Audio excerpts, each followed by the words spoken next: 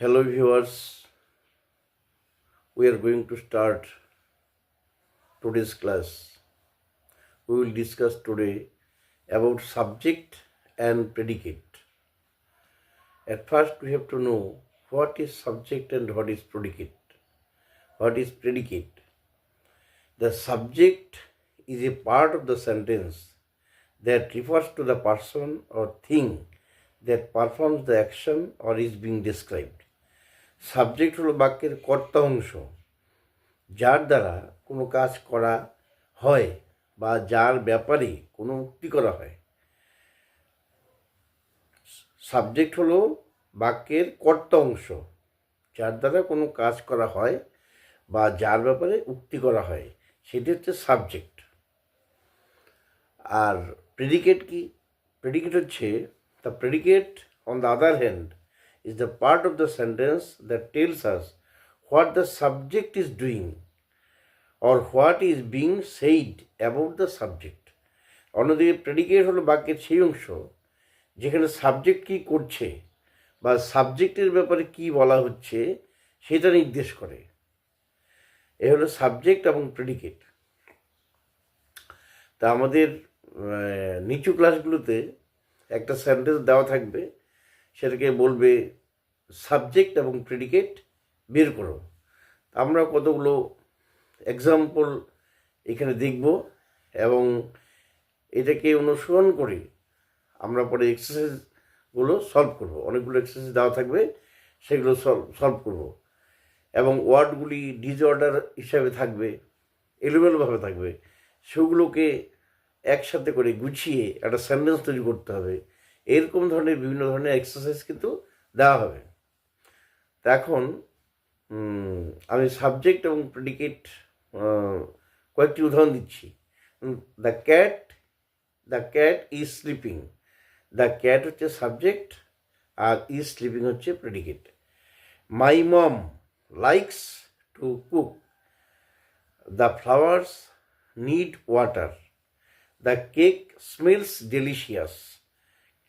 কেকের স্মেলস সুন্দর গন্ধ। The children are playing outside. শিশুরা বাইরে খেলছে। তাহলে দ্য চিলড্রেন হচ্ছে সাবজেক্ট আর আর প্লেয়িং আউটসাইড হচ্ছে প্রেডিকেট।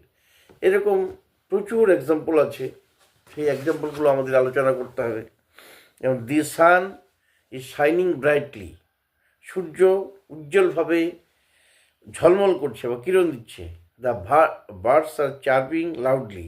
পাখিরা উচ্চস্বরে ডাকছে। My dad enjoys playing guitar. আমার বাবা গিটার বাজাতে ভালোবাসে।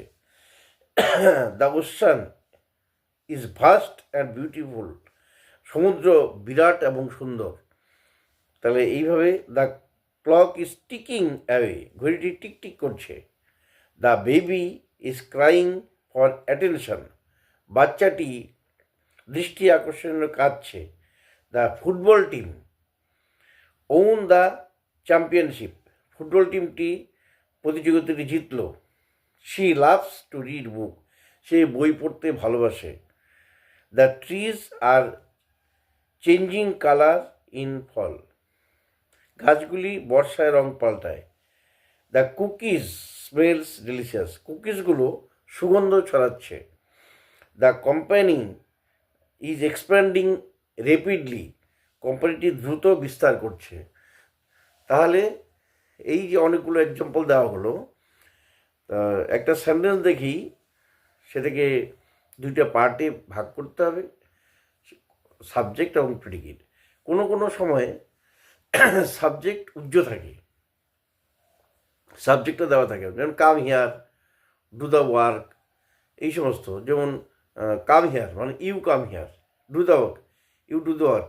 এই যে ইউটা উজ্জ্ব আছে, তাহলে এরকমও কিন্তু থাকে। সাবজেক্ট অনেক সময় দেওয়া থাকে না, সেটা বুঝে নিতে হয় যে সাবজেক্ট কী হবে। তাহলে আমরা আজকে কী শিখলাম? সাবজেক্টের সেন্টেন্সের দুটো অংশ, একটা হচ্ছে সাবজেক্ট আর একটা প্রেডিকেট। যাকে উদ্দেশ্য করে যেটা বলা হয়, কিছু বলা হয় সেন্টেন্স, সেটা হচ্ছে সাবজেক্ট। আর সাবজেক্ট সম্পর্কে যা কিছু বলা হয় সেটা হলো প্রেডিকেট। তাহলে সাবজেক্ট এবং প্রেডিকেট সম্পর্কে আলোচনা করা হলো। এরপরে আমরা কতগুলো সেন্টেন্স দিয়ে দিব, এর মধ্যে তোমাদের সাবজেক্ট এবং প্রেডিকেট ভাগ করতে হবে এবং কতগুলো ওয়ার্ড এলোমেলোভাবে থাকবে এবং সেগুলিকে সুন্দর করে সাজিয়ে সেন্টেন্স তৈরি করতে হবে। তো বন্ধুরা, আজকে আমাদের ক্লাস এখানেই শেষ করছি। Thank you.